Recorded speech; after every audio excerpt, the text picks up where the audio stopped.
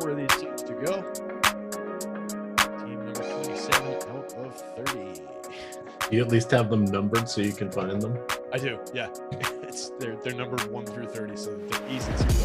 All right, which one was I on? Yeah, if I had a bunch in previous seasons, and I've not done that sometimes, and then I've had to like, shit. All right, I got to remember like the last 4 digits of the league ID number as I'm going.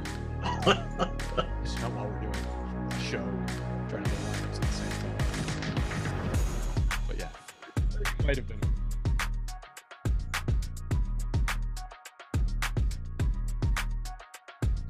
All right, Stochastic, here we go. It's your old pal EMac coming to you on a Sunday with the first MLB show that I am doing today. Talked a little MLB night slate last night on the 2-game NBA slate. That turned out to be a couple decent pair of games there. We got a couple good games. Well, UConn took They're care still of playing business. basketball? Yeah, they're still playing basketball. We got 4:30 is the NBA live before lock today. There are 9 games on the main slate starting at 6 o'clock. We need 90 minutes for that, so we got you covered there. But welcome. Come on in, hit that like button, hit the subscribe button. We're marching towards 90,000 subscribers, and I'm joined by the one and only T McB, Mr. Baseball, as we know him around these parts. Hey, what is going on, Terry? How have you been? I don't have nearly the mustache game to be called Mr. Baseball. That's Tom. Please. But I've been good, bud. It's been a good start to the season. A lot of fun. It was up at the Yankee game yesterday. Hell of a game. Unfortunately, they lost. Costly error by our prize rookie at short cost us a run, and then Clay Holmes coughed up a couple late, so the comeback didn't happen. Loaded up the bases in the 9th. Everybody got all excited, and then Giancarlo grounded into a double play. But fun day up at the stadium. Let's see what else. Profitable Friday for DFS. Nice little Friday. Clunkers on opening day was like a break-even day. Yesterday, a bit of a clunker, but back at it today. Looking forward to it. How you doing? Yeah, I'm getting excited. It was actually a decent night last night. Not spectacular. Had a great night in the sports wagering market. Hit a couple hockey parlays. I'm just saying. There's some knowledge floating around here in the Discord chats here. So that was a good time. We've got a lot of good stuff here behind the scenes at Stochastic. You guys want to jump in? I need to let you know ASAP because today is the last day. You can get 30 days. That is 1 full month of Stochastic premium content for half cost by using the promo code MLB is back. That is MLB is back, and that ends today. So no more screwing around. We also have Bet365. We'll talk about them a little bit, but they are one of the presenting sponsors of this show. Bet $1 on Bet365, get 200 back in bet credits. That is available to you in, New Jersey, Colorado, Ohio, and Virginia. That was bet $1, get 365 back. Now it's just 200, and this one's going to go away pretty quick as well. So move fast if you haven't done that, if you're in one of those states. And as a reminder, if you or someone else has a gambling issue, please utilize the phone number 1-800-GAMBLER, and you must be 18 or older in most states to partake in sports wagering. All right, Terry, we actually have every lineup. Yeah. That's something that rarely happens on Sundays. Baseball, what a refreshing change of pace, especially from like the end of basketball season. Like, I love basketball, it's great, but it's such like a declining scale as you get like past January, and it just gets so shitty in March. So this is so nice to have all the lineups, everything's in place an hour before lock. Gotta love it.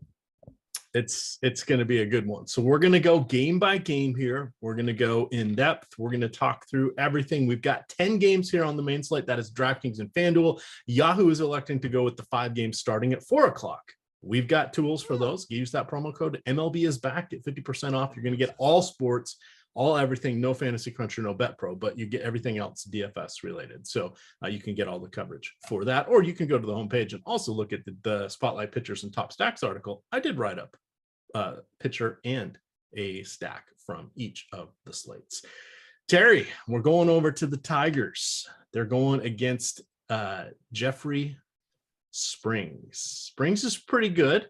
I actually got to see him pitch in spring training when I was down in Tampa. He was the guy pitching at the Trop. But we've got sent that picture from just off the side of the field. Looked like it was a really cool experience. It was a fun time. The what we got, the chicken basket there, you know, and the beer, each of those separately cost more than the tickets. So, yeah, I don't. Hey, it was only $10 or $15, whatever it was for the ticket. It was like $15 for the 20-ounce tall boy beer. You're like, yeah, really? Yeah, I don't. When I go to games by myself, because I have my 2 seats for every Saturday game, and a lot of times I'll bring a buddy or bring whoever. But a lot of other times I'll go by myself, and I did that yesterday. Nobody was available to go, so I don't usually drink beers on that. But one of the vendors came up and sold the girls in front of me a beer. He was selling normal size cans of Stella, not even the tall boys. They were $17.19. Oh dear God, for a Stella.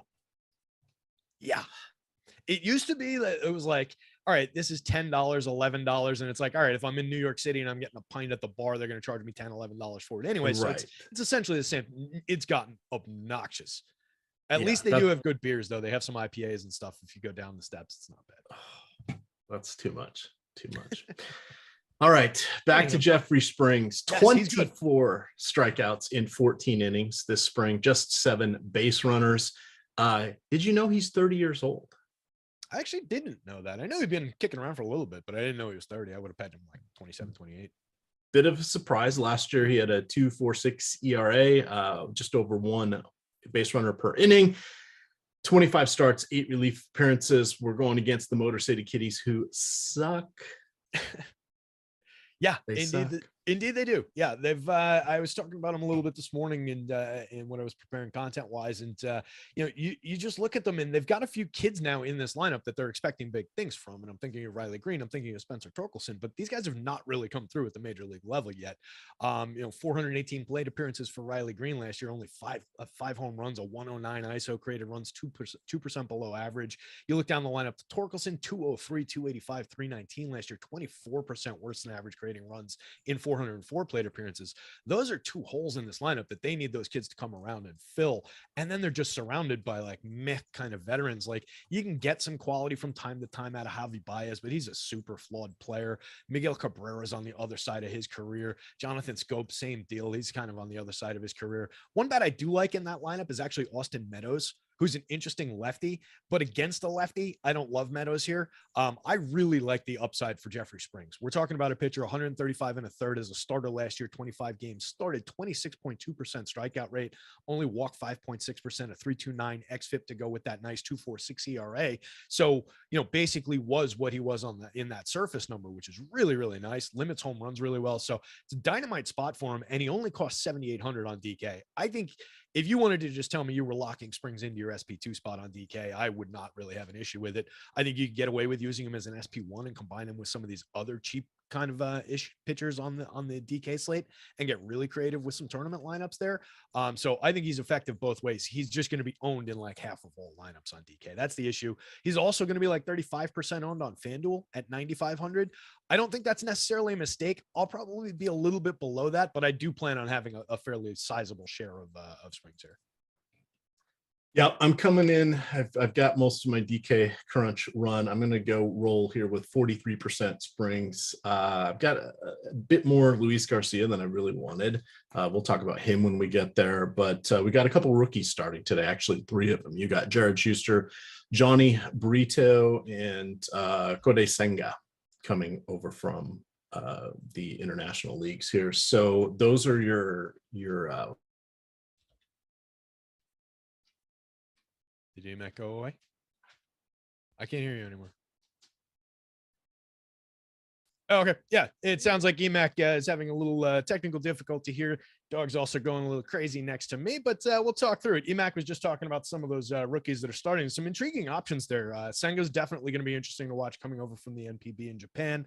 And then the kid from Schuster from the Braves that we'll talk about in a little bit. Also pretty interesting kid coming up. Nice strikeout rate in AA last year. Had a decreased strikeout rate when he got up to AAA. But I think he's going to be an interesting piece and a nice start today. But talking more about this Tigers-Rays game, I was mentioning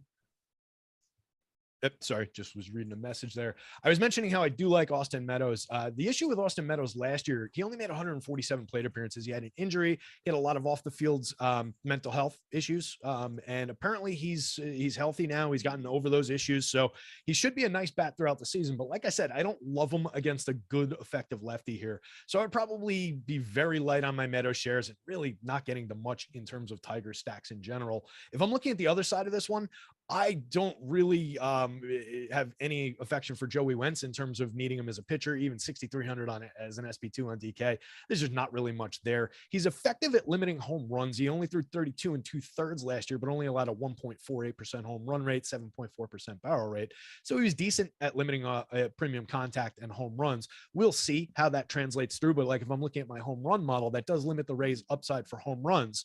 But we also saw that yesterday. I wrote about it a little bit yesterday. Spencer Turnbull is dynamite at limiting home runs, but he's not a good pitcher. So what we saw was the Rays hung like 10 runs on him and chased him before the 3rd inning. They didn't hit any home runs off of him. They hit 1 home run for the game. It was Yandy Diaz in, I think, the 4th inning, and he hit it off of a reliever. So that could be the kind of game we're dealing with again, where Wentz induces some ground balls, keeps the ball in the yard, gives up a handful of runs, gets chased early. They get into the ugly Tigers bullpen, and all of a sudden the Rays are off and running again. So I do think there's a good, compelling case to roster some Rays here. They're getting a little bit of attention, just kind of in the mid-range, the teens in single digits on both sites. They're also very, very affordable. If we're looking at the FanDuel slate, pretty affordable on DK, but FanDuel, you're getting a lot of these guys at a discount. So I think it's very interesting to take a look at some Rays bats here. Let me catch up real quick on what the production notes are here. If EMac's back, you can just talk. Let's see. I have to reboot. All right. Looks like EMac's going to be rebooting. So I think I'm just talking to you guys here for a little bit. I'm going to skip over to the next game just in the interest of time. I've also got to keep my lineups going. Next game's the Giants in Yankee Stadium against my Yanks. Yanks have Johnny Brito on the hill. Rookie coming up, 25-year-old, not a very highly regarded prospect. Been kicking around in their system a little bit. Not a great strikeout rate. He's drawing 12.5% ownership because he's only 5,900. I don't know that I really want to go there.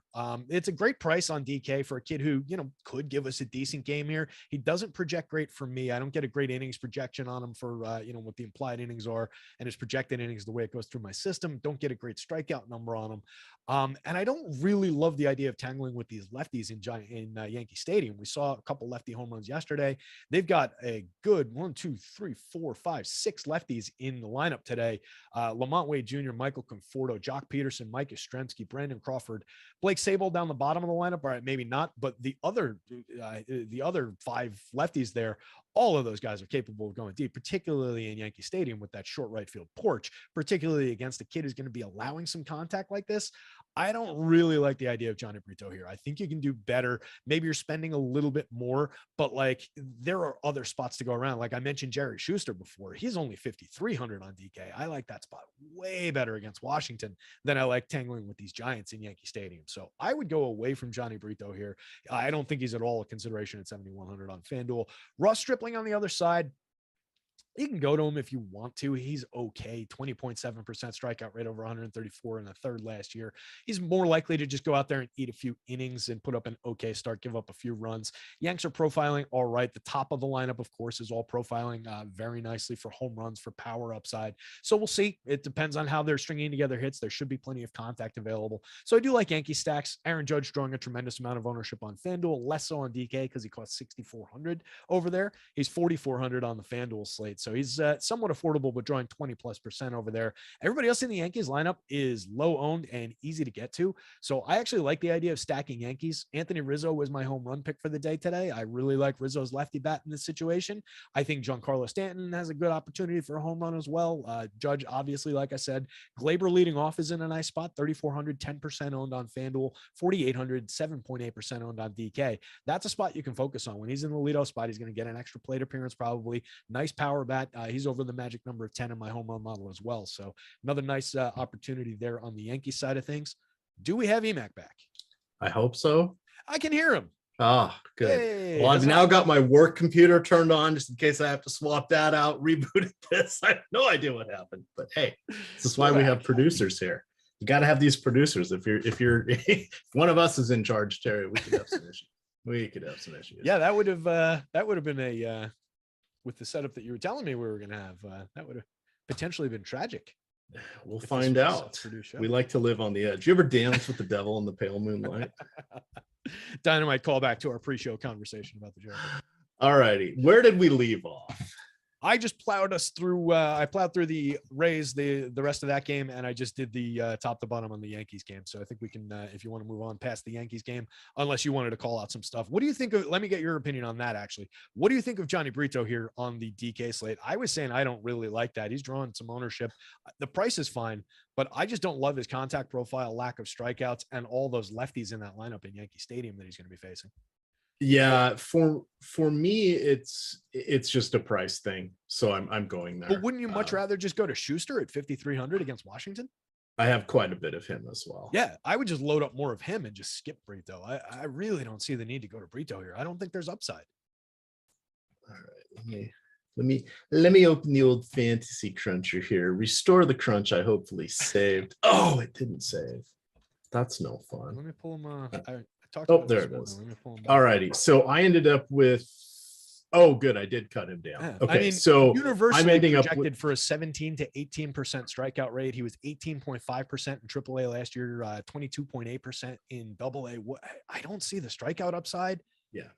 I don't love it. I think they're going to crank a couple home runs and he's going to be out of this game after 2 or 3 innings. I really don't see it. So I'm going 17%. I'm guessing that's probably right around where the field is. Yeah, we had it at like 12 and change, but I think it might be higher. It's up to 15 now. So yeah, so I've got him. The ownership. Yep, I've got him capped. I'm still okay with that in that function. I think I agree with you that going to Schuster is going to be solid. I've got him at 35%, which is a lot, but that's how little I think of the Nationals. He's only 26% projected. I think that's. Yeah. I would take every single one of those Brito shares and put it into Schuster. It's baseball. Anything can happen. You're a trepidatious Yankees I don't fan. Disagree with that, but we're talking about a bad pitch. I don't want to call him bad, but we're talking about a pitcher who doesn't have strikeout upside. So for DFS scoring is not going to be there, is probably not going to give us depth, is facing a lineup with 6 home run hitting left-handed hitters in Yankee Stadium. There are a lot of warts on that play when you've got a good strikeout pitcher going up against a really bad lineup in Schuster for less money. I don't see that one at all. I really don't see Brito here. All right. Did you know he has been with the Yankees since 2016?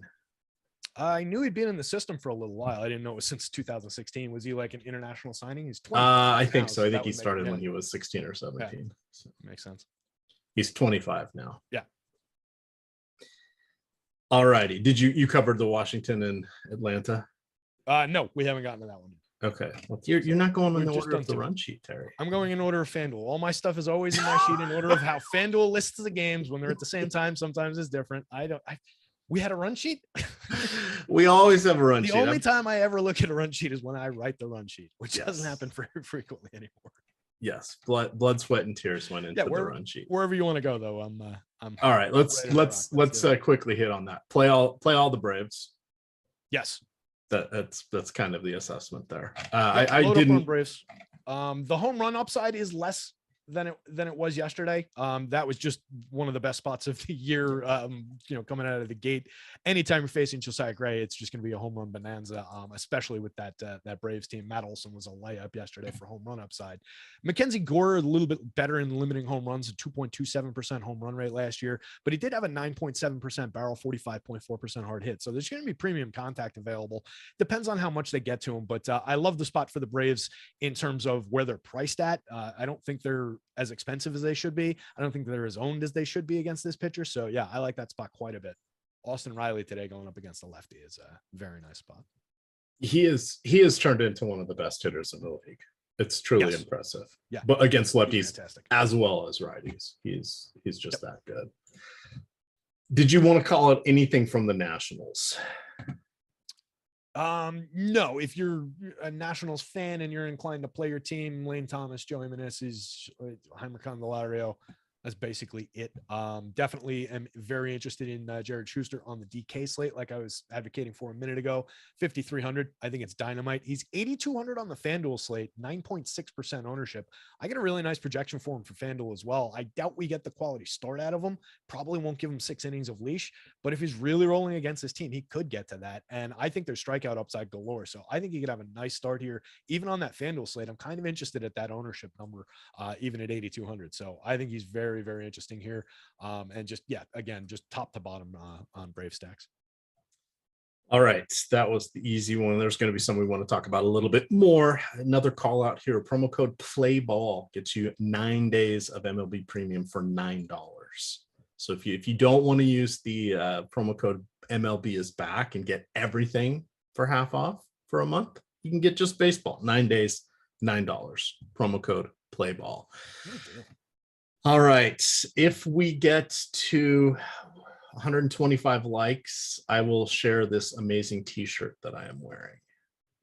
We're at 88 likes. Like you'll take it off, cut it up, and mail a piece of it to everybody who liked the video? Share it? Or that sounds like a good idea. Actually, that's probably what should happen with this t-shirt. Yeah. So like the video and then drop your contact information, your name and your mailing address into the chat, everybody. And you'll receive a piece of EMac t-shirt. Perfect. Not a valid offer. Let's go on to the Orioles and Red Sox here. You've got Cole Irvin, former Oakland Athletic, taking on Tanner Houck, one of Terry's favorites, especially this morning. If he was in the goddamn bullpen, he would have been. Red Sox with the 5 implied run total, basically the highest of the slate. What do you want to do here? Is it the Bo Sox? Oh, do we get Mr. Stolen Base himself in the lineup? I had to close out every tab. No, he's not there. No Mateo today. Disappointing. 4 stolen bases in his first 2 games. Kid's gonna steal 50 this year. Yeah, love Jorge Mateo. Grab him if you are still able to on any waivers. Absolutely. In addition to if Ryan Mountcastle happens to be available in your league, he was going way too late in redraft leagues. He profiled last year in 6 different advanced stats. I think it was 5 different advanced stats. He profiled as one of 6 hitters that were in the top 15% of it. Was like barrel rate, hard hit, it was some really important stats. The other guys were Jordan Alvarez, Shohei Ohtani, Bryce Harper. Like, he is that level hitter. He was a little bit hamstrung by the changes in that park last year in Baltimore, but I expect tremendous things from Mountcastle. We saw a home run from him yesterday. Really like that bat. Really like this Orioles lineup, honestly. I think they're going to be very, very good very, very quickly. Pitching staff needs to catch up. And for example, Cole Irvin, not much of a starter, 17.3% strikeout rate last year. Contact oriented guy, doesn't walk a ton, so he doesn't give up a lot of free opportunities, but he does yield some premium contact. 9.6% barrel rate last year, 3.37% home run rate. A lot of upside for the Red Sox here. They're probably not drawing enough ownership, particularly looking at some of these prices. There's a lot of cheap bats. They're not that good. They've got Rafael Devers, who's all worlds across the board. And then they've got a lot of questionable veterans, a lot of journeymen, like Enrique Hernandez types. Alex Verdugo is also very good. He's in this lineup. I missed him because I was expecting him to lead off, but Rob Refsnyder, Justin Turner's an old veteran. Adam Duvall's an old veteran. We know what to expect from those guys.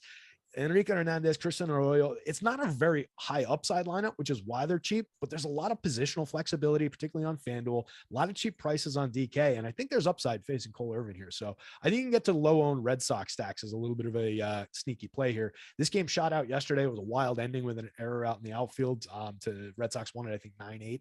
So I think this one could shoot out again here. I'd be getting to stacks on both sides, and I would not be rostering either one of these pitchers.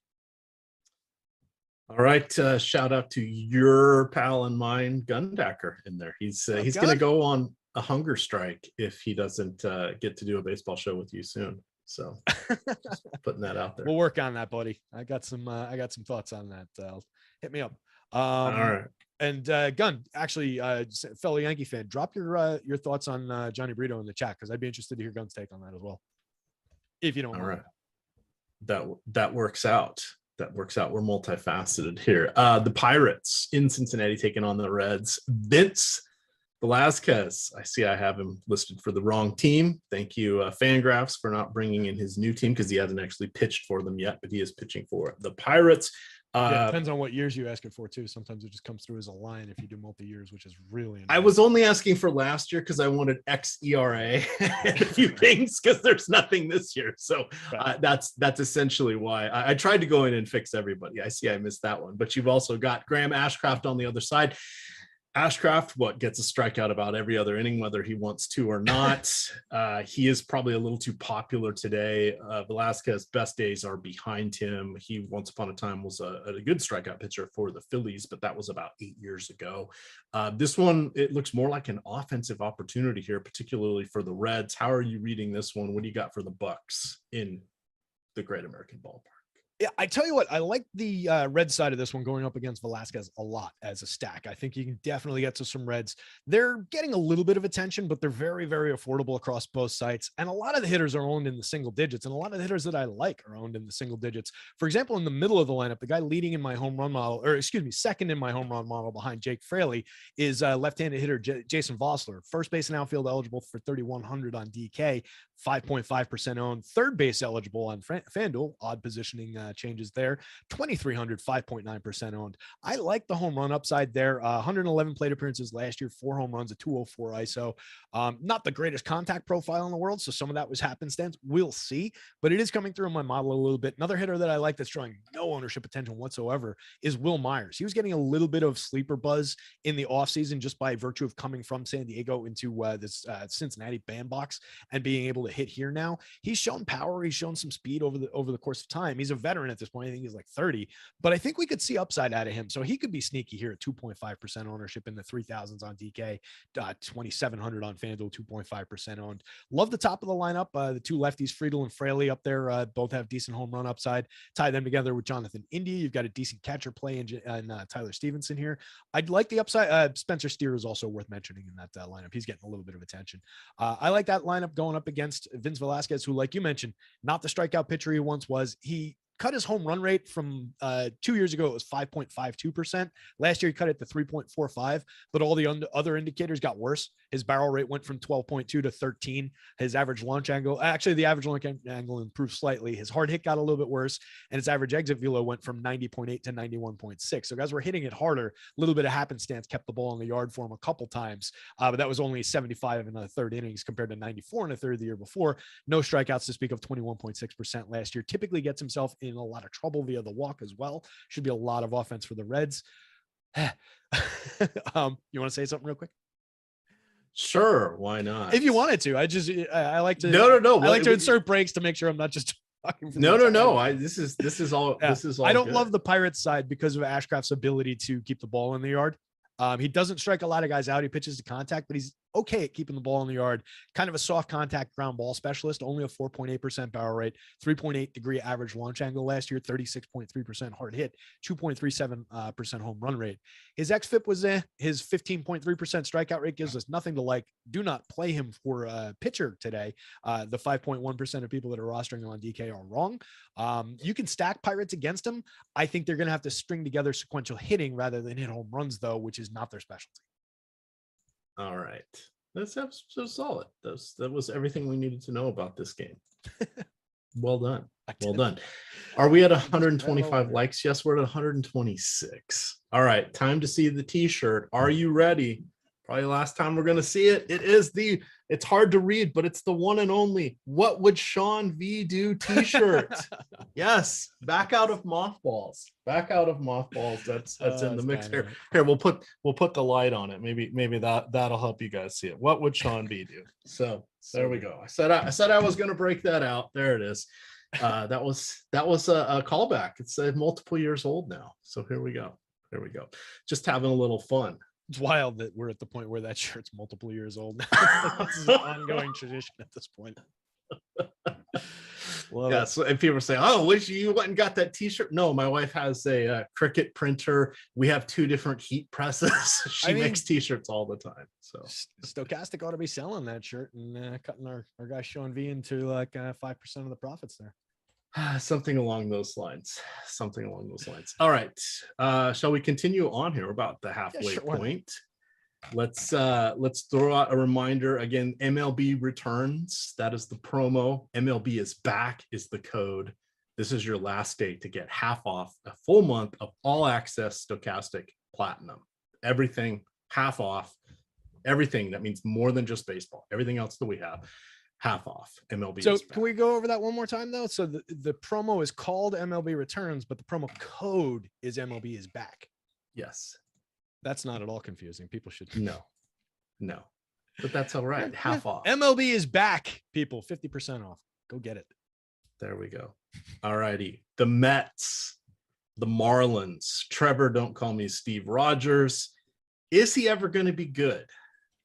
That's a tough question. Kodai Senga, rookie debut here, at least his MLB debut anyway. This one's going to be played in Marlins Park here. I got question marks about both pitchers. Last year, Rogers, he has moments and then he gets his ass kicked. Of course, we can say that about a lot of pitchers, but I'm not feeling the love for him today, tangling with the Mets. What do you think about Senga, however? 9,200 on DK, if I'm remembering correctly. Yeah, I might take a few. He's only 6% owned, right? I was waiting to see what his ownership was. He's 3.8% owned for $9,000 on the FanDuel slate. I might take a few shots. He projects pretty well for me the way I've got him set up in my system, which is using some of his NPB data, some of the projected season-long stuff. So he's projecting out as one of my top pitchers. It's a pretty good matchup against this Marlins team. There's 2 bats in that lineup that I like in Jorge Soler and Jazz Chisholm Jr. Avi Garcia, Yuli Gurriel, Jesus Sanchez. Those guys are potentially good. And Luis Arraez at the top of the lineup is an excellent hit tool guy, but not really a threat power-wise. So the top 3 hitters, Arraez, Soler, and Jazz Chisholm, maybe you stack those guys together, but I'm not really going to attack Senga here with Marlins bats. I think at the low ownership, even for price, even an unknown commodity, he's got a long track record of success in the NPB. He's been a pretty decent star over there. So I think we can trust that a little bit. He's a much better pitcher than the kid we saw yesterday get lit up by the A's. That was one that I was calling out. I think that one was one that people should have seen in like headlights coming down the street at you. He was going to get lit in that game. He is just not nearly the pitcher that Senga is. I struggling to remember his name. Shintaro Fujinama, I think, the kid from the A's. So he got lit up yesterday, but I expect a lot better from Senga here. I get a little bit of power upside for Soler and Jazz Chisholm, but nobody else is really shining through for the Marlins. So I would roster some Senga, and I would definitely take some shots with Mets bats up against Trevor Rogers here. A lot of the premium Mets bats are right-handed, so you can go to a lot of Pete Alonso, Francisco Lindor hits from both sides of the plate, Starlin Marte. Tommy Pham is somehow still on a baseball team. He's fine. He hit 17 home runs last year, stole 8 bases, 11% worse than average creating runs because he doesn't get on base, doesn't do much.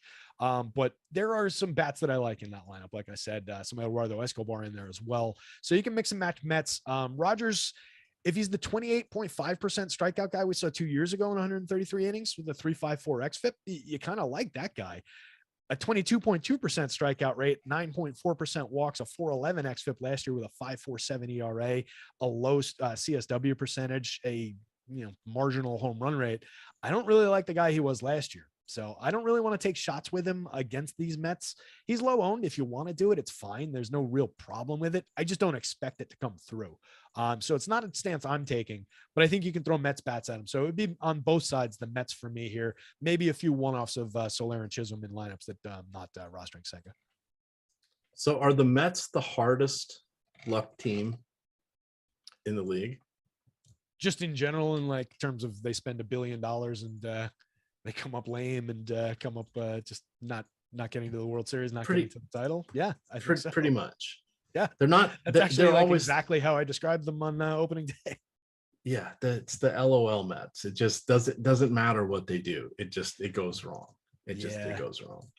Yeah, you feel bad because like typically Mets fans tend to dislike us Yankees fans, and I think gonna back me up. Like I've always liked the Mets, and I've always just it's kind of like a little brother big brother thing where like I think they're just a little bit jealous of their crosstown rivals and all those titles and everything. And I feel bad for my Mets fan friends. I want to see the Mets do well, so I'm not trying to make fun. I'm with you guys out there, you Mets fans. I know we've got a few of those guys in Discord and everything. Daniel Murphy, one of my faves. He became even more of a favorite of mine when he came to the Nationals. Wow, I liked him. He's good hitter. Yeah, for sure. All right, let's get back to the run sheet here.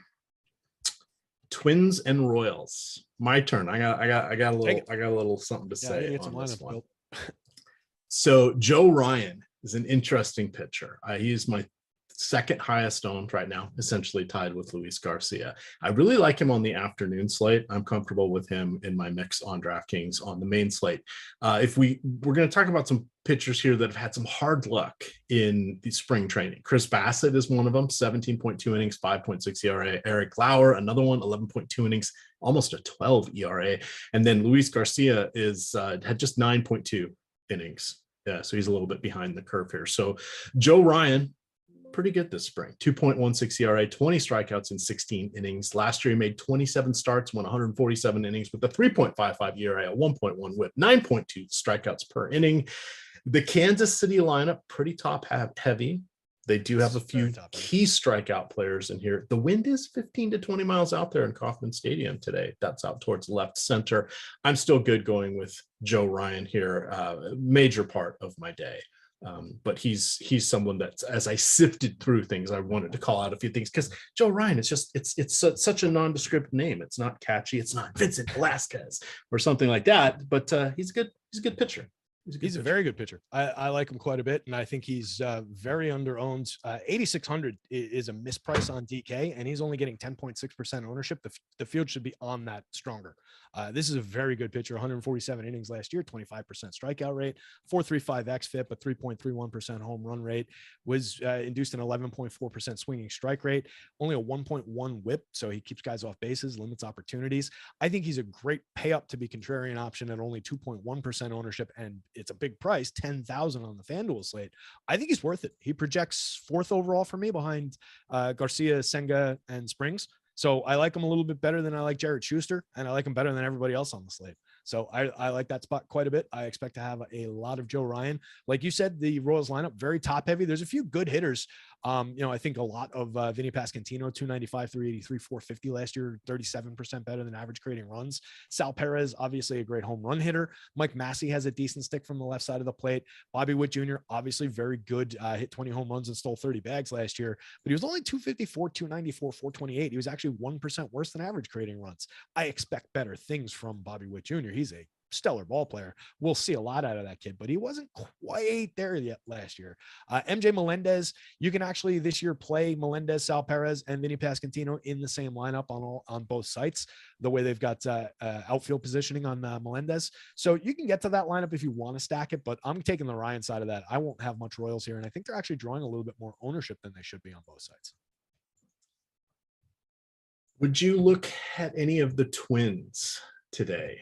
They are going against, I closed it out. Is it Keller? Brad Keller. Brad Keller, the used to never give up any extra base hits. It's now the league is kind of caught up to him a little bit. Doesn't give up really home runs, but the ISO is well above 100 now. It was around 100 to both lefties and righties for several seasons, but league kind of figuring him out a little bit. He's not a bad pitcher. Far from a great pitcher, similar to falling off the shelf. I mean, when Trevor Larnach is your cleanup hitter, it only gets worse after that. Nick Gordon, Joey Gallo, Yikes. Michael A. Taylor in a remember me spot against one of the teams he previously played for. Do you think they do?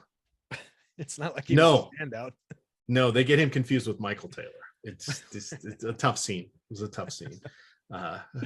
Hat tip to the former, he was a national for a while. He was at the Nationals like 10 years ago. See, what I like about Michael A here is that he puts the A in the middle of his name, kind of like in the Screen Actors Guild, where actors have to like distinguish their names, not like a Luis Garcia from your Nationals, who gets constantly confused with Luis Garcia, the excellent pitcher from the Astros, and drives me bananas on a slate like this. You're forgetting one of the Luis Garcias. Isn't there one so for many of Texas? So annoying. There's one in San Diego. They're everywhere. Yeah, I take all the other ones except for the pitcher from Houston, just basically. Yeah, it's like Michael Jordan and Michael B. Jordan. It's tough. Yeah, put an initial in there, man. But yeah, to your point, I talked about it a little bit this morning. Byron Buxton is the closest to the magic number of 10 in my home run model here. Is at a 9.09. You can get to individual upside with Byron Buxton anytime he's in the lineup, but he's getting a lot of ownership, 26.4% on FanDuel because he's cheap at 3,700, 18.4% despite a $6,000 price tag on DK.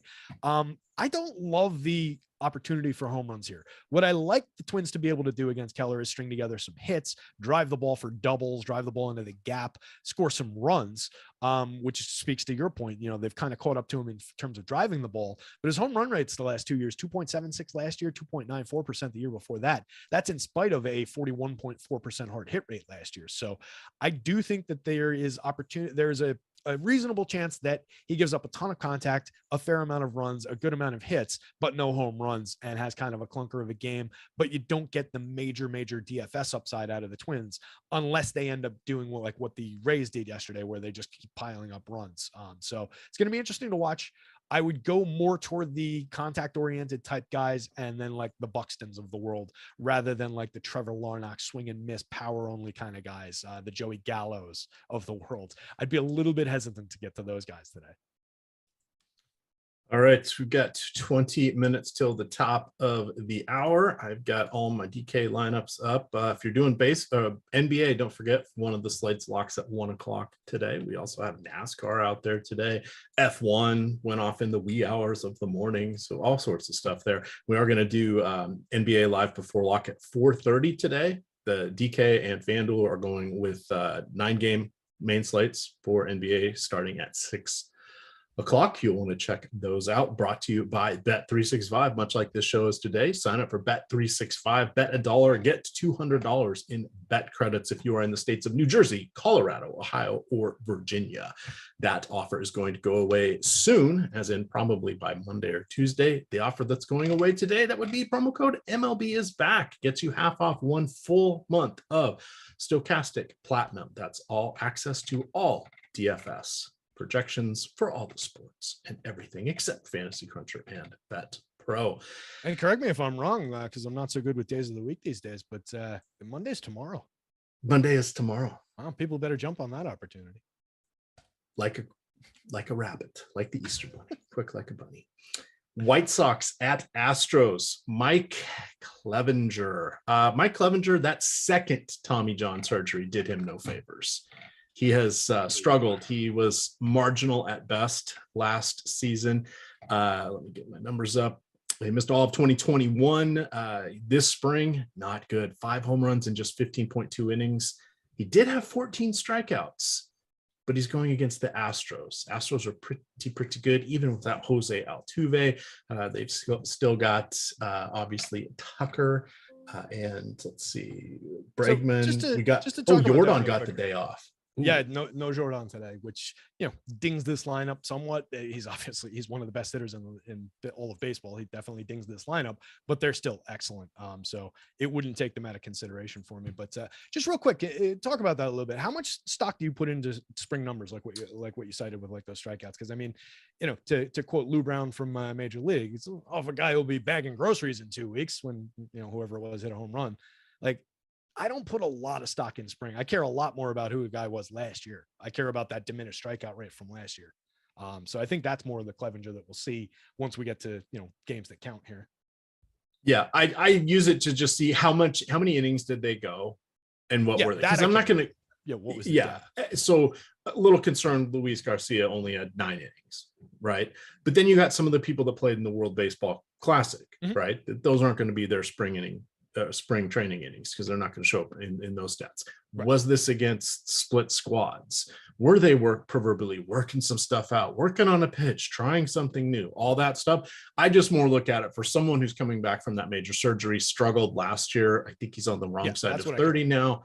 For him, it made a difference. If I see somebody that has super lights out, like I did mention a few people, I just call it out. It's nice to see. Maybe they're coming in a little confidence. You know how quickly that confidence can evaporate? As soon as they try to throw a slider that doesn't slide, it gets taken out of the park. Whoop, all those spring training innings mean nothing. But it's what we have to go on at the moment.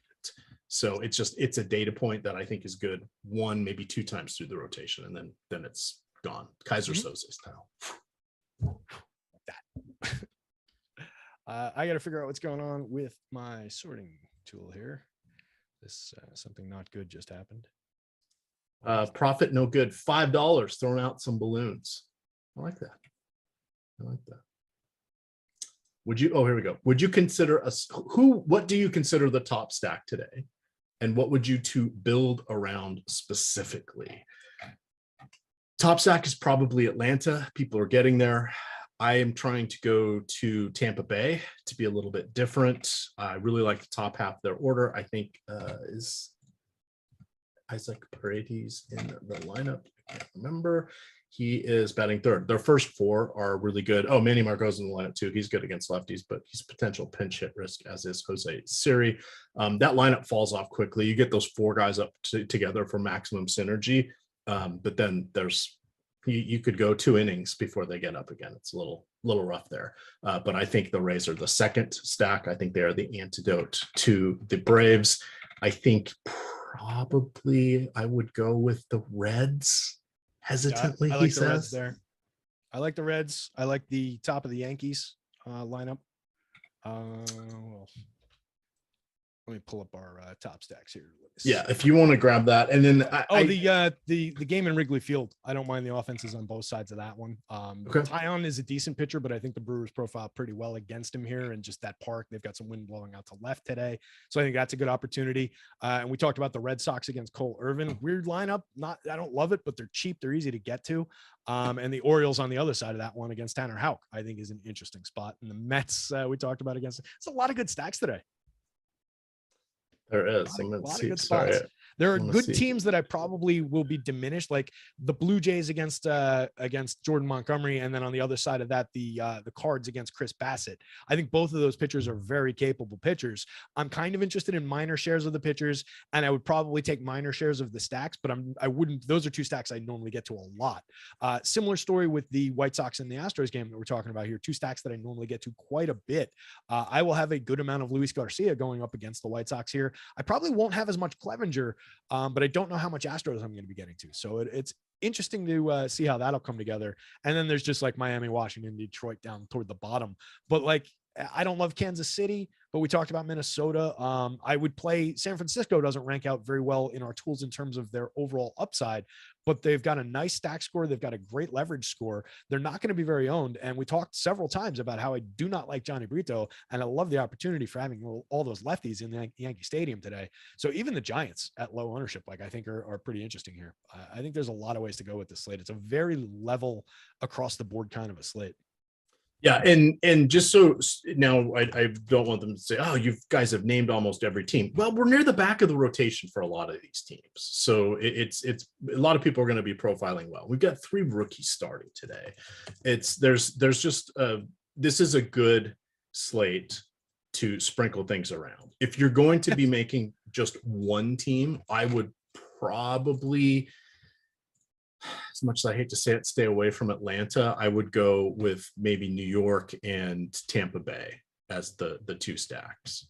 Or like, yeah, New York and Cincinnati probably for me, if I was going away from Atlanta. And I'll have tons of both of those options. I like both quite a bit. Indeed. All right. No idea what the lineups are up. let's see here. We got 3 more games to go. So kind of we hit a little bit on Clevenger, a little bit on Luis Garcia, start talking about spring training. So looping back in, Garcia actually was really good last year, kind of a nice, pleasant surprise. He was able to create a new baseline level of success for him. I think he's reasonable. Keep in mind, Jose Abreu no longer with the White Sox. He's now with Houston. But that White Sox lineup it's better suited against lefties than it is against righties. And we'll see who ended up in it. They're just okay. But replacing Jose Abreu with Andrew Benintendi, that's like going down almost 150 points in isolated power or something like that. It is, but what it does is I love the top of this lineup with Timmy Anderson, Luis Robert Jr., and Andrew Benintendi, because you're talking about guys, a 15.7% strikeout rate, a 19.2% strikeout rate, and a 14.8% strikeout rate. And Benintendi also adds a 10% walk rate, where the other two don't really do that. All 3 of those guys have speed. All 3 of those guys have mid-range power. All 3 of those guys hit for average and get on base and create runs. All 3 of those guys well above average for run creation, hitting in front of Eloy Jimenez, Joan Moncada, Andrew Vaughn, or Gavin Sheets, whoever's at first base in the platoon, Jasmani Grandal, and Oscar Colas. I really like that lineup, actually. I think that's a tremendously constructed lineup. There's a lot of just upside in terms of the power and the speed available, and a lot of really good hitters there. So I like this White Sox lineup. I just don't love the matchup against Luis Garcia, who I'm going to have a ton of. Very, very good pitcher, like you were just saying, 3.82 xFIP last year, 24.4% strikeout rate. Just very, very good across the board. I like Luis Garcia quite a bit. Love him at 8,500. In spite of the 34.5% ownership. He should probably actually be a little bit more popular than that at 8,500 on DK today. So getting a little bit of an ownership discount there. Like I said, wouldn't really go to Clevenger here. The Astros, you can go to the top of the lineup. They're just heavily owned and they're expensive, but Pena, Bregman, Tucker, like you were saying, Jose Abreu, definitely in there. The guy I want to call out, and I made a mistake in not getting to him yesterday after I did call him out, Chas McCormick, hitter I love in this lineup, just crushes the ball when he makes contact. 10.2% barrel rate last year, 14 home runs in 407 plate appearances, 14 home runs in 320 plate appearances, with a much better contact profile than the already good contact profile he had last year in 2021. Really like McCormick here. He is 1% owned at 3,000 on DK. He is 2,400 and less than 1% owned on FanDuel. If you are grabbing Astros, use Chas McCormick in your stacks. If you need a cheap, low-owned one-off, use Chas McCormick. That's my guy. Grabbing Astros. Hey now. That's like a good name for a band. Put it out exclusively a band that plays very small bars in the Houston area. Yes. Preferably close to the stadium. Yes. All right. There's just one dude in the back banging on a trash can through the whole song. Yeah. That's well played. All right, we've got 2 more games to go. The Blue Jays at Cardinals. Chris Bassett, I mentioned he had a rough spring. Jordan Montgomery, good pitcher here. I'm okay targeting the top half of the Cardinals against Bassett. Feels like this needs to be a little bit of a prove it spot. Bassett, solid pitcher overall, nice track record, but just faded a little towards the end of last year. Just got to see a little bit more. It's a tough spot going against St. Louis here. Do you want to target anybody against Montgomery? This just feels like, yeah, if I get some of these guys in my lineup, I'm okay. I'm not going to avoid them, but I'm not going to target them. Yeah, that's exactly how I'm seeing this game on all 4 corners. I would take shares of both pitchers. I would take shares of both lineups, but I don't like the matchup. Like, it's a negative matchup for all 4 corners. I think the pitchers are both very talented. I like them both in a vacuum. Bassett definitely is going to give you in almost all of his starts is innings, right? He's a very strong bet to get to a quality start, or at least give you depth where he might offset a couple of runs just on virtue of getting some outs for you. 22.4% strikeouts last year. I liked him better at 25% the year before, but has had a very, several very good, like mid-level pitcher years in a row. So he's at the top of that mid-range. He's an upper middle class pitcher, let's say. So I like to get to shares of Bassett. He's 12.8%. I'd be under that though. The 7% on FanDuel sounds about right, but he's 9,300 over there. I don't like the spend. So I don't know where I come down, but I wouldn't get to too many of the shares of the Cards who I normally get to a ton of, like I was saying. A bat I do like in there to throw another sneaky bat in for cheap, low ownership. Nolan Gorman, a kid we were all super excited about with his power profile last year. He's 3,300 and 2.1% owned with second base and third base eligibility on the DK slate. He is 1% owned at 2,400 at second base on the FanDuel slate. Kid hit 14 home runs and 313 plate appearances with a 194 ISO last season after coming up as a top prospect in baseball that we all were completely in love with when he got here. He completely fell off the map. He went undrafted in redraft leagues all year long. I really don't know what happened here. 14.4% barrel rate, 43.3% hard hit rate. This is a massive home run hitter that plays in the middle infield. Another guy you can get cheap in your lineups if you need a one-off. If you're building Cardinal stacks, I would not skip him. Same story with their this year's top prospect, Jordan Walker. Going like unowned for 2,500, 2,400 across the board. Pair them with the obvious names in this lineup, also like Tommy Edman from down there. But again, don't love it because of the matchup. And it's the exact same story on the other side. Just swap the names with all the guys on the Blue Jays lineup. If you want a low-owned sleeper from that team, Santiago Espinal was talking all spring long about hitting more home runs this season. He cost 2,000 on the FanDuel slate, dead minimum, 0.5% owned, 2,300, 0.5% owned, shortstop and second base eligibility on DK. At worst, you're getting a kid who was around league average in creating runs last year, hit 7 home runs and 491 plate appearances with a decent triple slash. He's an okay player, but he talked a little bit about focusing more on going deep. So, hey, potential sleeper for minimum price at the bottom of the lineup there. Let's see. Someone in chat asked about minimum price players. We should have a rookie alert. Just sort projections by point per dollar. They're going to jump out dramatically, especially when they're near minimum price. Because what DraftKings, everybody's projected what 6%, 6 hitter points, 6.5, something like that. FanDuel is about 9 or so. I'm slightly facetious, but that's kind of about what it feels like some days. Yeah, no, that's why with baseball, it's hard to do. Well, I project high anyway. Yeah, well, I project deliberately high. Like if you look at my projections lined up next to like stochastic projections, I'm deliberately 15-ish% higher, maybe something like that, because it drives certain hitters and certain combinations of hitters into my lineups more than if a guy at the bottom of the lineup, like an Espinal, I imagine stochastic has him projected probably 6 and change. I've got him at like 8 and change. And I think that will drive him into a little bit more of my lineups, particularly when I factor in all the randomness that I use and everything. But in the sorting product, like I like to keep it high deliberately for that. And it's not an incorrect projection, right? That's just how baseball works. So that's all. Yeah, and it's also relative to the whole player pool. Yes, that it's all proportional. And sometimes like one thing you can do is, so actually we got a couple minutes here since we have all the lineups. One straight up or 105? It's 110. Yeah, we'll go till a lot. We only have to go till 1, but since we got everything in, we'll go till a lot. Since I'm almost got all my line. I'm doing. Does either one of us have to do this at all? Aren't we both doing this? No, we're good. This is for fun. But you want to remember that when you're using an optimizer, it's going to start forcing in those pitchers first because they have the best raw score, even if they're not the best point per dollar. It's how math works. It's a better way to get it. So you want to kind of cap. I like to cap pitchers so I don't overload on anyone in particular.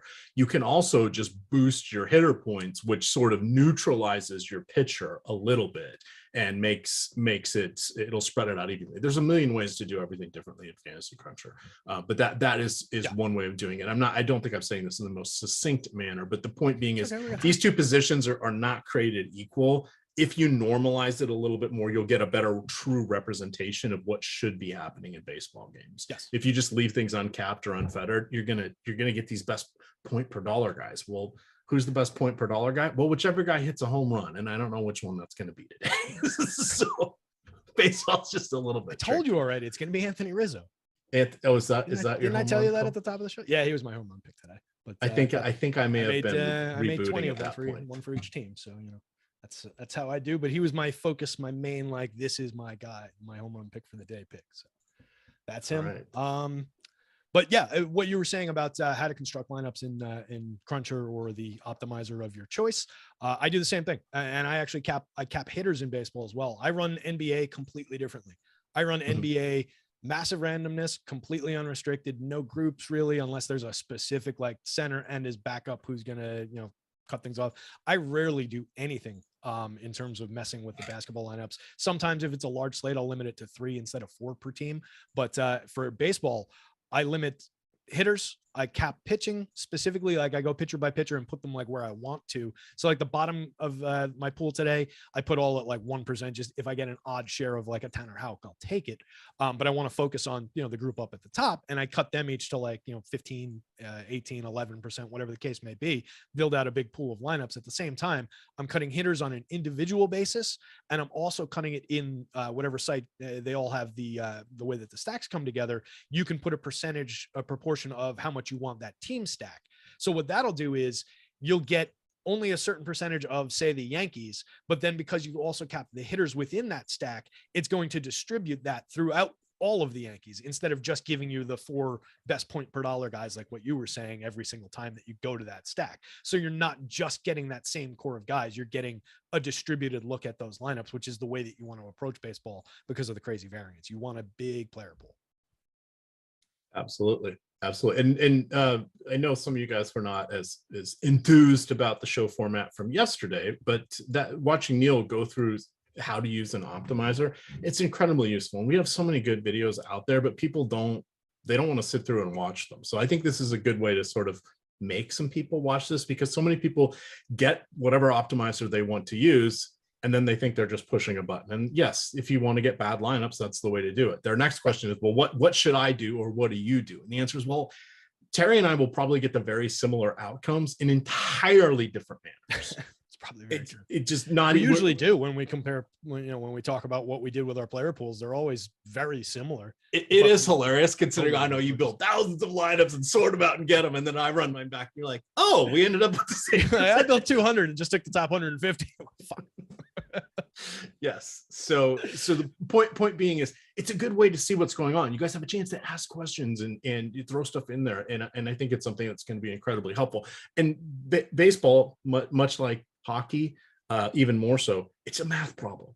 It's really just a math problem in an incredibly chaotic sport that is just out of control. Yeah, so how do we harness that? How do we embrace that variance and make it work for us? That's why those are my 2 most successful sports, or baseball and hockey from an ROI standpoint. Embrace the chaos is the way to go with baseball. It is just absolutely the way to go. Spread out, get to uncomfortable positions, leave a ton of salary on the table. Like, I do not care if I've got 5,000 in salary left over in baseball. If I've got 2 good stacks and a good pitcher, doesn't matter to me. That's how baseball works. So don't focus on spending all your, don't worry about a lot of things that you worry about in other DFS sports. Focus on making unique, high ceiling combinations of good plays that fit into, your various salary constraints, and, don't make major sacrifices in quality in spots just to get to a minor upgrade for guys like you potentially would in the NBA, depending on how things go. It's just very, very different. I'm just looking at my lineups here, making sure I don't have anybody who is not playing, shouldn't, because we had all the lineups early, but always like to check when I've got the time. All right. Last game, we've got the Brewers, the Cubs. Surprisingly intriguing from an offensive standpoint. Eric Lauer worked out nicely towards the beginning of last year. You could get the over, and Alex, and that was early on when we had our strikeout models. He was calling him out. It doesn't become a late season trap if you don't set the trap early in the season. Yes. But he fell off the face of the earth towards the end of the season. But in the beginning, he was impressively just reaching his props until things normalized. He had a tricky spring, makes me a tiny bit nervous, but I'm okay with it. It's a lefty. Sometimes lefties they're the crafty lefties trying to work through things. Okay strikeouts, okay at suppressing power, not dramatically great at anything. Jameson Taillon on the other side, subpar strikeouts, subpar at suppressing power. Probably happy that he's no longer pitching in the Yankees, in Yankee Stadium. I don't think he'll like the wind in Wrigley. But what do you want from this game? And I'm guessing it's not the pitchers for you. I wanted to go to Lauer. I just couldn't get there today. Yeah, no, I mentioned this game earlier, day game, Wrigley, wind blowing out. I think Taillon is the better of the 2 pitchers. What I like about him is that he doesn't really walk that many people, give up too many opportunities. Only a 4.4% walk rate last year, but only a 20.7% strikeout rate. Does give up a little bit of long ball, but doesn't really give up a ton of hard hits. So it's an interesting, that might have been a little bit of happenstance there. So I don't want to go to Tyon here though. Like in other spots, I might take shares of him at low ownership and at these prices, but just in this situation in Wrigley with a good lineup with a number of good lefties in it, I'd just rather take the bats here on both sides. I really don't want any part of Eric Lauer. I'm not a big believer. I wasn't a big believer. I missed out on a couple of early season opportunities, and then I felt like it got justified on the back end, like you were saying. So 4.08% home run rate last year, 4.08 xFIP, a 23.8% strikeout rate, and 8.9% walk rate. So gives up too many opportunities, doesn't get enough strikeouts, and gives up too many home runs. I don't love Lauer. I'll take some shares of these right-handed Cubbies. I like Trey Mancini in that lineup. I like Ian Hapowitz from both sides of the plate.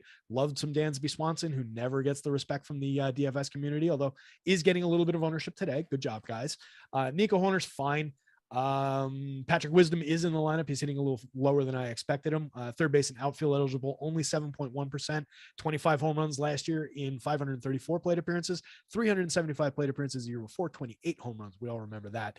Monster power hitter lurking late in the lineup at fairly low ownership. I also think Luis Torrens as a catcher for 2,300 on DK, 1.4% ownership. He's a kid who has long had a very good power profile. Hit 15 home runs in 378 plate appearances 2 years back, only 3 last year, but only 166 plate appearances. Still managed a 45.6% hard hit rate.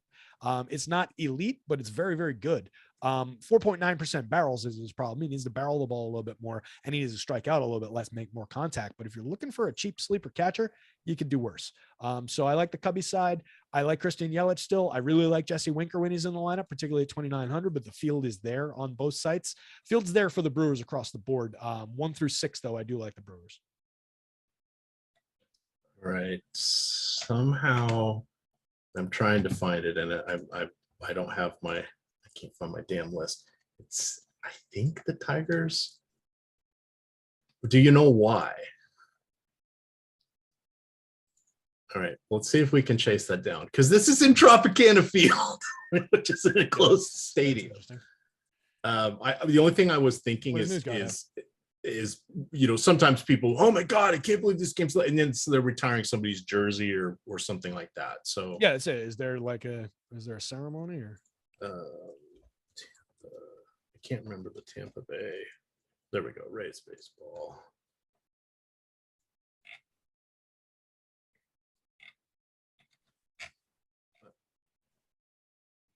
Yeah, it's not being helpful. So it says delayed start. It was a scheduled delayed start. Yeah, it literally says it on MLB.com schedule. It says delayed start. Okay, perfect. Because of today's ceremony, Don Zimmer's the first inductee into the Rays Hall of Fame. The game is going to be delayed until around 1:30.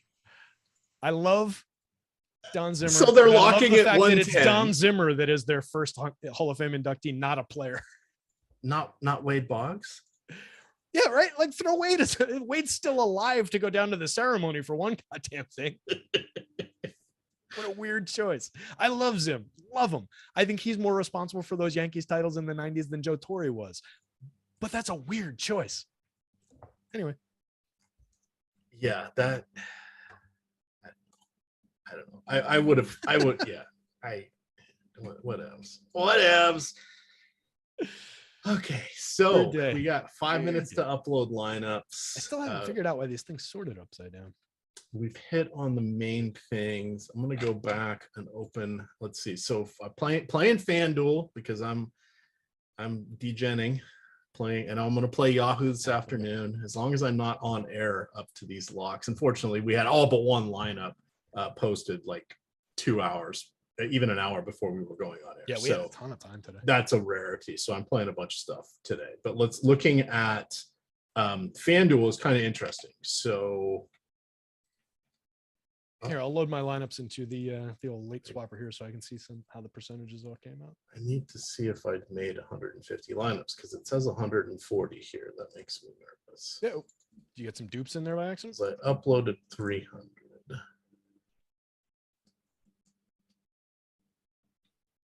So you might have 10 duped Are you able to sort by just do the sort by and look for number of entries or highest cost? Yeah, that's a good idea. Let's do this.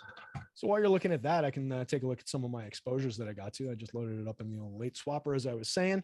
Looks like FanDuel wise, I am about 30% Luis Garcia, 23% Springs, 18% Senga, 17% Schuster, 11% Joe Ryan. Would have liked to have gotten a little bit more Joe Ryan, and 2 lonely shares of Jordan Montgomery. And I cut off like the rest of the field. Like I was saying, I really did not like a lot of this pitching field. And then I saw all these guys as kind of even. So I just kind of focused on that. I was allowing those guys in, like they're in my lineup pool, but they just didn't make it through my sorting process. A lot of those guys. So it's actually exactly how I wanted it. I'm kind of happy to see that. Could that cost me if like a Mike Clevenger comes through? Sure. If a Mackenzie Gore comes through, sure. I don't really expect it. So I'm not all that worried about that. On the hitter side of things, top 2 hitters, Ronald Acuna Jr., 35%, Aaron Judge, 33% off the top. Oh, weird. This is sorting the Astros pitcher, Luis Garcia, into the hitter pool.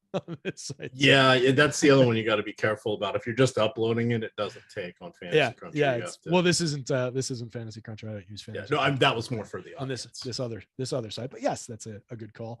O'Neill Cruz, Gleyber Torres, Buxton, Riley, Rowdy, Matt Olson, Christian Yelich. So got a lot of the guys that we talked about here. Looks like I got some twin stacks. Highest owned stacks, Yankees, Braves, Brewers, Twins. Did get to more Pirates than I expected. So we talked about the Pirates. I liked them, but I talked about that game. I liked the Reds better than the Pirates, but the way it came through my system here ended up with more Pirates than I did Reds. Like I said, that was also sorting upside down for a while, and I kind of just had to hack it together. So maybe it wasn't the exact version that I would have gotten to, but these are mostly the lineups that I would have played, given doing that right. So this looks right. And I'm kind of excited about the way this came out. Not as many Orioles as I wanted. Where you at? You good? Yeah.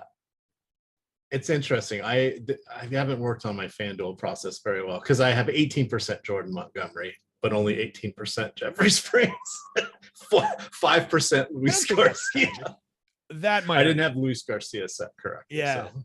Yeah, but, Luis might hurt you there, but I don't think the 18% Jordan Montgomery might not be a mistake. Could even help get you there. Like he is a good pitcher, like we talked about.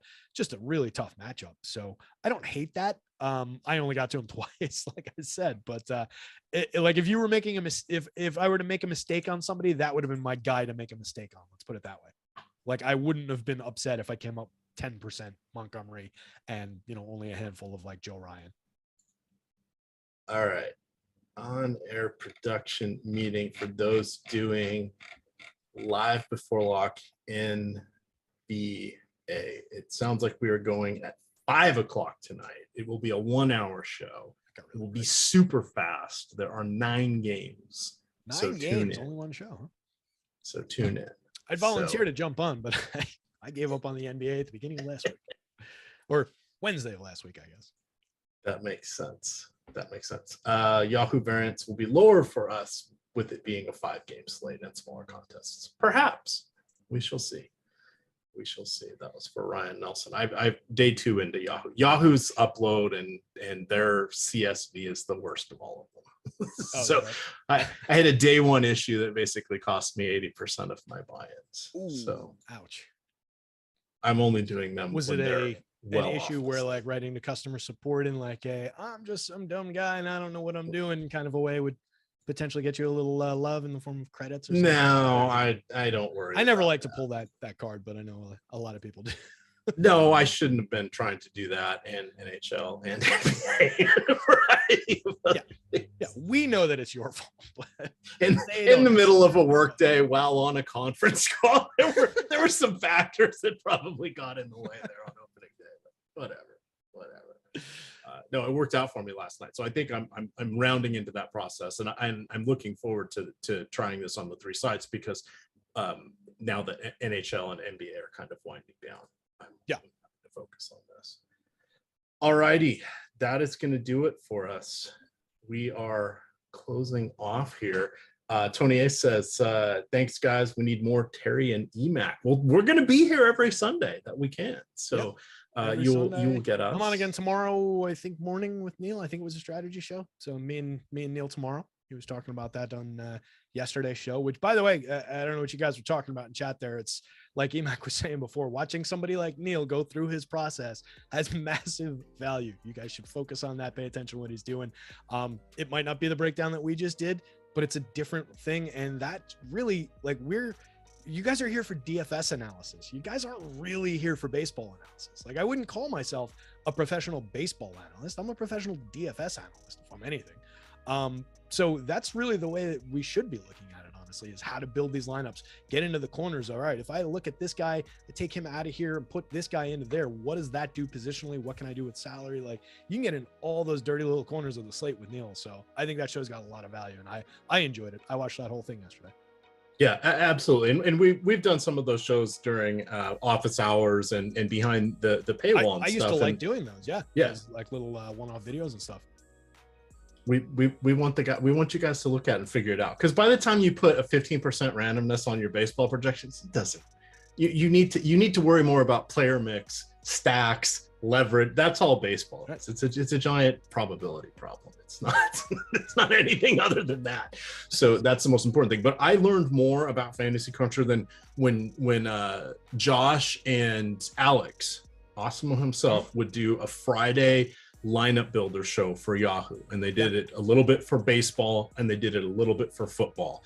And I learned more tricks from what Alex was doing, like how to set a floor, where to see where everything's going to go, and Josh, why to do this in an unencumbered crunch, and why to do that. And I just picked up so many things there that was like, oh my god, I've been doing this the worst way possible, or that's intuitive, I guess I was right. So it's something that's very, very helpful. So absolutely. One show out of the week, you guys can live with that.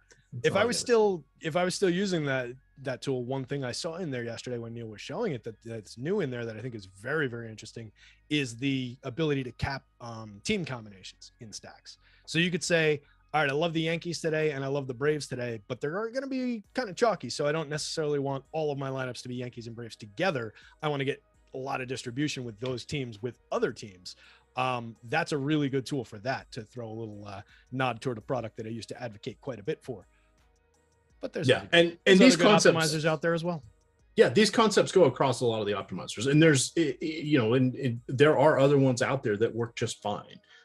People have really stepped up their games with that, and before a lot of them were pretty kludgy, but everybody's gotten more advanced. We're 7 years. We've got guys in Discord writing Python code and making their own optimizer. Yeah, and it's publicly available. It's an NBA optimizer. We don't the guys that haven't built one for baseball yet, but if you're in our Discord, go down to that Nerd Talk channel and check it out, because there's a free make it your own Python code optimizer in there that the guys have been using all season and succeeding with. So like, there's a lot of different ways to attack this. You can do it on your own. You can do it through products. A lot of different bells and whistles in the products. Limitations with doing it on your own, but there's tons and tons of approaches. All right, 500 people left. 9 of you hit the like button so we can have 200 on the way out. The 500 people who bailed missed out on that whole discussion about Python code. All right, we're leaving this for those that were betting the over/under of how long we would stay. It's 5 minutes. It's 1:15. We're officially signing off. You can find Terry on Twitter. Until NBA Live before lock later. We're going to just watch the games and hang out. But Mike's gonna go get lunch, and he's just gonna leave the stream running. So. Somebody in chat, order food for Mike, send it to his house, and we'll stay on. Yes. All right. With that, you can follow Terry on Twitter at DigitalB21. I am at EMac DFS. Of course, it is stochastic_COM. Promo code MLB is back. Goes away today. This is it. 50% off, 1 full month, all access Osmo, or all access Stochastic. You can get all of Osmo too with that same price. But check that out. We'll be back at 5 o'clock for NBA Live before lock. With that, gamers, good luck. There you go. If you haven't been to my Twitter handle in a little while, you might want to go check it out.